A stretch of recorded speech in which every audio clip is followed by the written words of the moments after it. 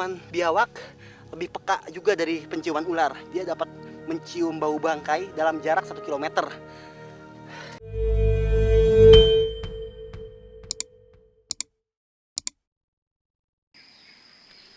Selain bermanfaat bagi sumber irigasi areal persawahan di sekitarnya, Situ Cikamar juga menjadi habitat berbagai jenis reptil.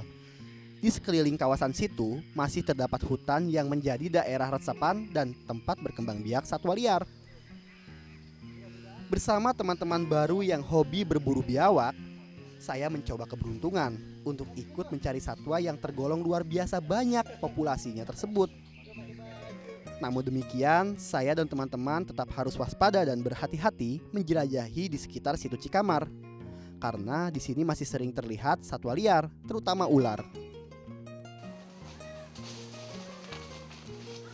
Ada anak ular. Lihat ya, tuh.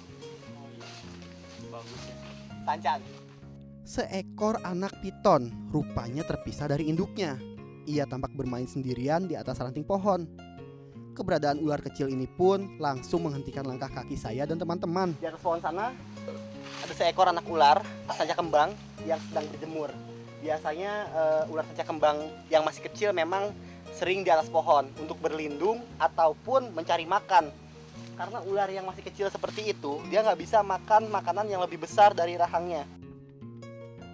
Piton kecil ini termasuk jenis Piton reticulatus, jenis piton yang memang suka berada di ketinggian. Keberadaan piton kecil yang tampak sedang berkamuflase di antara ranting pohon kemungkinan sedang berburu makanan. Burung menjadi makanan kesukaan ular piton kecil. Yang satu ini perutnya tuh agak gendut. Mungkin dia habis menelan sesuatu ya. Mungkin burung atau mungkin juga katak atau tikus. Nah, biasanya dia bermalas-malasan setelah makan dan berjemur. Itu untuk membantu proses pencernaannya. Nah, sekarang dia bergerak, lihat. Terus gerak. Tenang banget ya. Kalau ada yang kecil, pasti ada yang besar. Gak mungkin enggak. Karena apa? Daerah ini adalah daerah rawa dan merupakan daerah yang sangat disukai oleh ular piton. Jadi, sangat memungkinkan ular ini hidup di daerah ini. Ayo.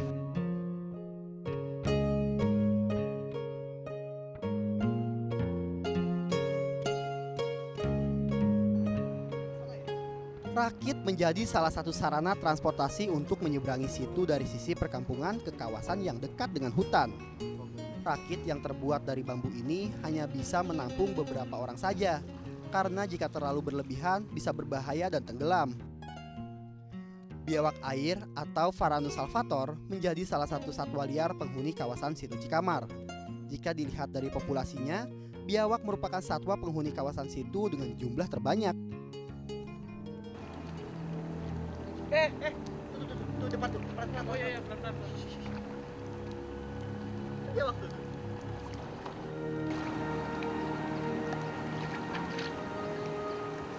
Di tepian rawa ada seekor Varanus salvator atau biawak air ukuran sedang. Kayaknya biawak itu lagi berjemur dan habis makan. Biasanya kebiasaan reptil setelah berjemur itu dia akan berdiam diri di tepian dekat air itu untuk membantu pencernaannya. Panji nggak bisa langsung deketin biawak itu karena kalau misalkan Panji deketin lebih jauh lagi, lebih dekat lagi, dia akan lari. Tuh lihat, sekarang dia udah mulai gerak tuh. Ya masuk air. Kecepatan larinya yang sangat kencang membuat kadal raksasa ini sangat sulit untuk didekati. Langsung ke teman-temannya. Untuk mensiasati kecepatan lari biawak yang sangat kencang, teman-teman akhirnya membuat pancing yang diletakkan di lubang-lubang yang diduga menjadi sarang kadal besar tersebut. Biawak biasanya akan datang jika mencium bau daging ataupun makanan yang memiliki aroma sangat tajam. Ya ada nih. Udah dapat. Tuh. Malah dimakan ikan. Satu lagi mana? Iya. Gak dapet nih. Ternyata kita nggak kurang beruntung ya hari ini. Pancingnya nggak dimakan sama biawaknya. Sayang sekali tidak ada seekor biawak pun yang tertarik dengan pancingan milik teman-teman. Rupanya karena sering diburu, biawak di sini semakin pintar sehingga tidak mudah untuk dipancing.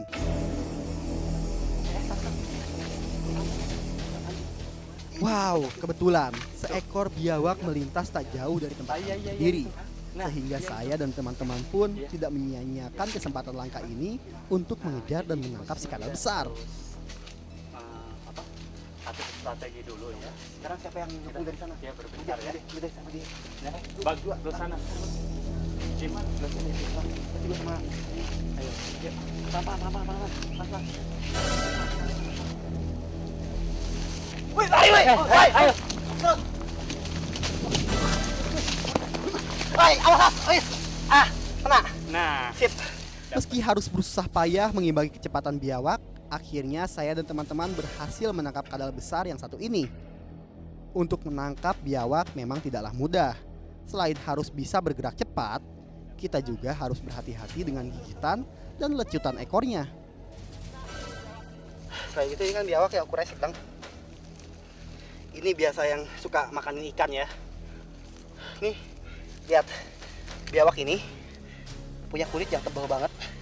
Dia punya mata yang bening ya. Matanya ini tajam. Penglihatannya itu lebih tajam daripada ular. Biawak ini penglihatannya lebih.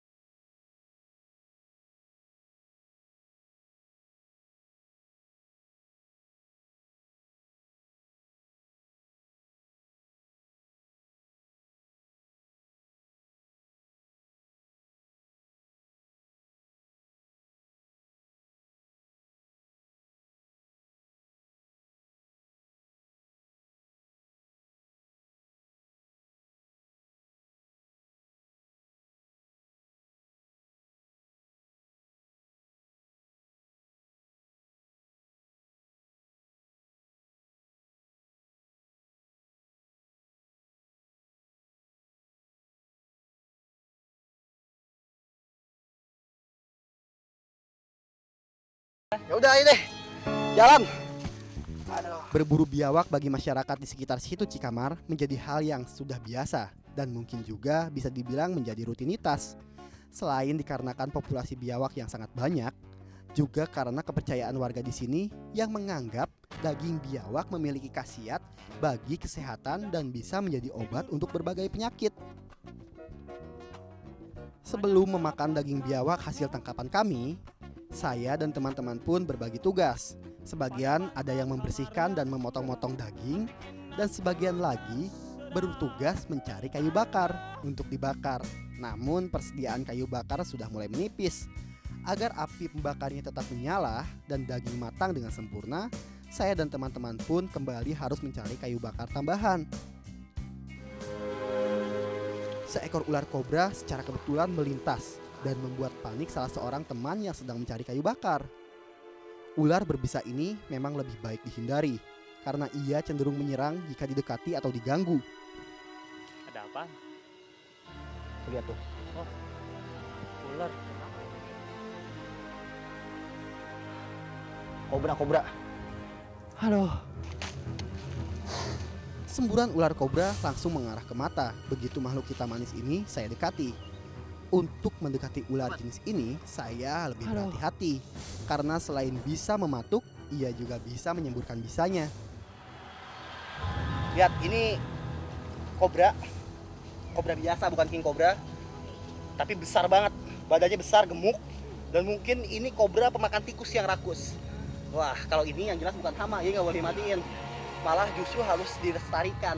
Karena sangat penting untuk membantu petani melawan hama tikus. Dan dalam satu hari, ular ini bisa memakan 2 ekor tikus besar sekaligus. Jadi kalau misalnya seminggu tikus itu bisa dimakan sama satu ular sebanyak 5-6 ekor, apa tidak bisa mengurangi populasi tikus.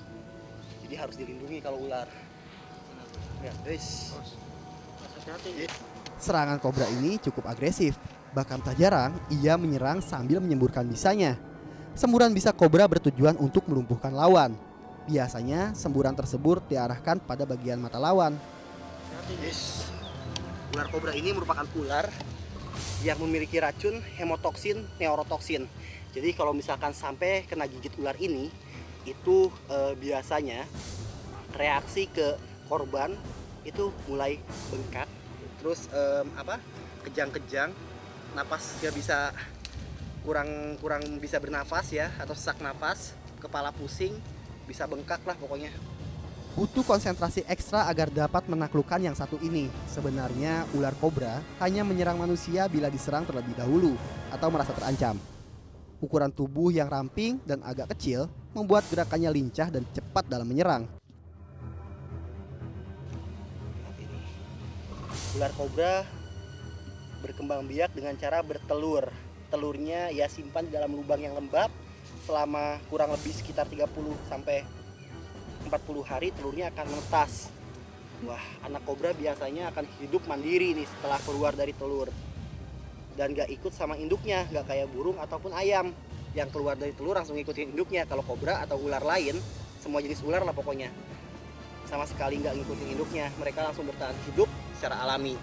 Biasanya dari sekitar 30 butir telur yang dapat bertahan hidup di alam itu sampai bisa jadi besar seperti ini tuh hanya mungkin 10-15% karena dibunuh oleh manusia dan juga dimakan oleh predator pemangsa seperti burung elang ataupun garangan.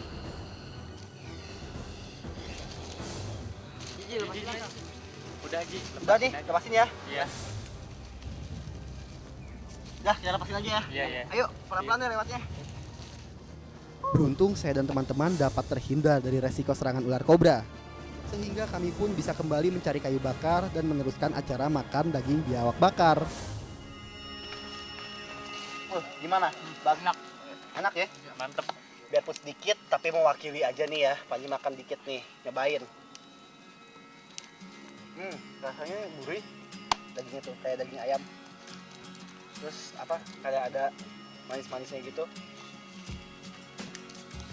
Enak sih. Ayo dong. Ayo. Lo makan. Masa malah diem, ayo.